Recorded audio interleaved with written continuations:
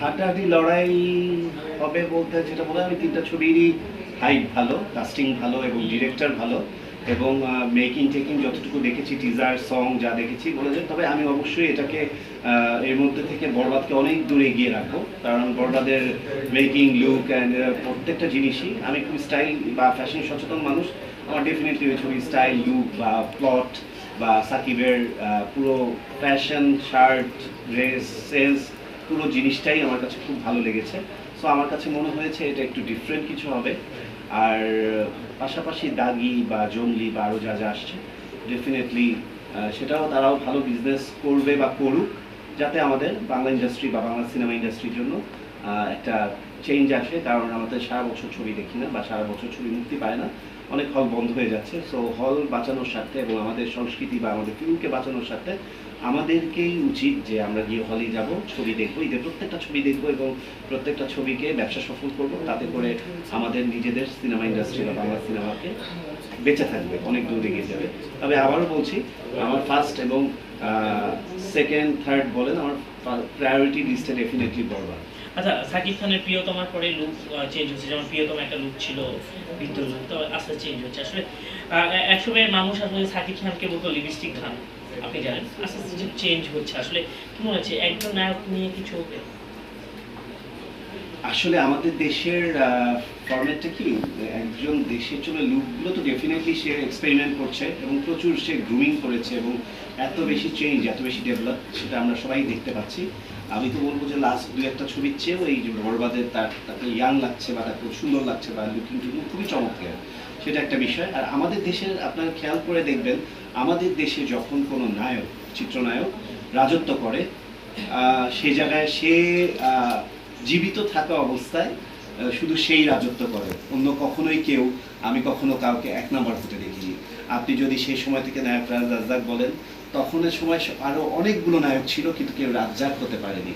আপনি জাফর ইকবালের সময় বলেন, জাফর ইকবাল যখন নায়ক ছিলেন, তার পাশাপাশি ইলিয়াস কাঞ্চন থেকে শুরু করে অনেক নায়ক ছিলেন, কিন্তু জাফর ইকবাল একজনই ছিলেন। উনি মরে যাওয়ার পর দেন জায়গাটা মানে ফিল আপ হয়েছে। এরপর এসছে সালমান শাহ।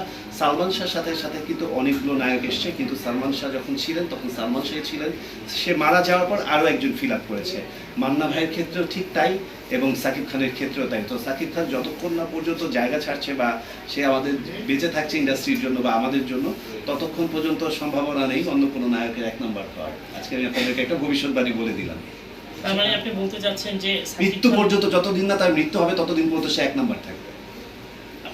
এই জায়গাটা অন্য কেউ এসে ফিল আপ করবে না, করতে হলেও হয়ে উঠবে না আর কি কোনো না কোনোভাবে। কারণ বাকিদের কাছে সেই প্রজেক্ট বা সেই ধরনের বাজেট বা সেই ধরনের ফিল্ম বা সেই ধরনের প্লট স্ক্রিপ্ট কোনোটাই যাচ্ছে না। সো ডেফিনেটলি এক্ষেত্রে তো সাকিব খান ডেফিনেটলি রাজত্ব করবে এবং করবে ইনশাআল্লাহ। সিনেমা প্রসঙ্গ যেহেতু আসলো, সামনে অবশ্যই সিনেমা দেখতে যাবেন এবং যেটা বললেন যে বরবাদ দেখতে যাবেন, বরবাদ কি একা যাবেন নাকি সাথে?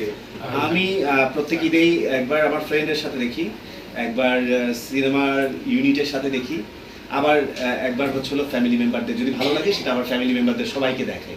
এটা আমার ঈদের মজার সাথে একটা সামিল। মানে আমি সবসময় ঈদের চেষ্টা করি, যে ছবিটা ভালো লাগে আমি রিপিট করি, দুবার দেখার চেষ্টা করি। প্রিয়তমা কতবার দেখেছিলেন, রাজকুমার কতবার বা তুফান কতবার? প্রিয়তমা আমার প্রত্যেকটা, প্রিয়তমা, রাজকুমার, তুফান আমার প্রত্যেকটাই দুবার করে দেখা হয়েছে। বরবাদ কতবার দেখবেন? বরবাদ আগে একবার দেখে কেমন লাগে, দেখার পর ভালো লাগলে ডেফিনেটলি রিপিট করবো। কতগুলো ঈদ আর একা কাটাবেন? কতগুলো ঈদ কাটাবো, এই যে আমি যে আসছি, এই যে আপনাদের মহলে বা এই যে একটা পর একটা প্রোগ্রাম করছি, আপনাদের তো এটা আনন্দ পাওয়ার কথা এবং আমাকে অ্যাপ্রিসিয়েট করার কথা। ওই ঈদ একা করলাম না দোকা করলাম, সেটার জন্য তো আপনাদের এত আক্ষেপ করার কিছু নাই। যে কোনো সময় দেখবেন যে দোকা হয়ে গেছি, সেই ঈদটা আমি দোকা করে করবো, আপনাদের নিয়েই করবো। কিছুক্ষণ আগে আপনাকে একটা কোশ্চেন করা হয়েছিল যে আপনি বিভিন্ন পোশাকে এবং আপনার শরীর থেকে সবকিছুই আমরা জানলাম, কিন্তু একটা বিষয় আছে, সেটা হচ্ছে আপনাকে যে লুকটা, এক লুকে দুইবার আসলে কখনো দেখা যায় না। এই যে লুকটা আসলে চেঞ্জ করেন, এই চেঞ্জ করার মানসিকতা আছেন বা এই ডিজাইনগুলো আপনি কোথা থেকে? আমি বললাম যে আমি সবসময় একটু স্টাডি করি। আমি চেষ্টা করি যে আজকে আমার কি প্রোগ্রাম, আজকে কি আমি অ্যাওয়ার্ডে যাচ্ছি, নাকি আজকে আমি শুটিংয়ে যাচ্ছি, নাকি আজকে আমি একটা সাইনিংয়ে যাচ্ছি, নাকি একটা লঞ্চিং ফিতা কাটতে যাচ্ছি। প্রোগ্রামটা কি বেসিস, এটা কি beauty basis, fashion basis, educational basis, নাকি বিজনেস অন্য পারপাসে।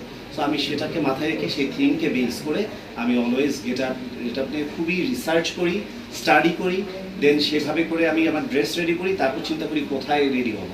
আর বিগত 4-5 মাস ধরে আমি নিজে রেডি হই না, আমাকে বিভিন্ন বিউটি এক্সপার্টরা, যেমন আজকে আমাকে মাসুদ খান বিউটি জোন থেকে রেডি করা হয়েছে। সো এই বিভিন্ন বিউটি এক্সপার্টরা আমাকে রেডি করে, তাদের সাথে আমি ডিসকাস করে নানানভাবে এই পোশাকটাকে কীভাবে প্রেজেন্ট করা যায় সেটা নিয়ে তারা লুক নিয়ে এক্সপেরিমেন্ট করে দেন একটা রেজাল্ট আসে এবং সেভাবে আপনাদের সামনে আমি হাজির হই। ভাইয়া, অনেক ইন্ডাস্ট্রিতে অনেকেই আছে যাদের পথ চলা আপনার হাত ধরে, কিন্তু তারা এখন আপনাকে ওইভাবে বা দেখা গেছে মূল্যায়নটা আপনাকে করে না। তাদের উদ্দেশ্যে আসলে আসলে আপনার কি বলার আছে? কিন্তু আসলে পজিশন কিন্তু তারা অনেক ভালোই আছে। হ্যাঁ, so আমি আসলে বলতে চাবো যে এটা হচ্ছে যার যার পারিবারিক শিক্ষা, যার হলো মূল্যবোধের জায়গাটা বা শিক্ষা বা ব্যবহার আচার বৈশিষ্ট্যের এই বিষয়গুলো থেকে থাকে। শিক্ষককে বা গুরুকে বা মেন্টরকে যে স্বীকার করবে না বা যে তার একান্তই ব্যক্তিগত বংশের পরিচয় বা তার ব্যক্তিগত ব্যবহারের পরিচয়, আমার এগুলো নিয়ে কোনো আক্ষেপ নেই। কারণ আমি কেউ স্বীকার করলো কি করলো না, কে কি বললো কি বললো না, আপনারা সবাই জানেন কারা কারা আমার হাতে সৃষ্টি বা কারা কাদের আমি তৈরি করেছি বা তাদের ইন্ডাস্ট্রিতে এনেছি, কারা এই জায়গাটায় আজকে জায়গা করে নিয়েছে।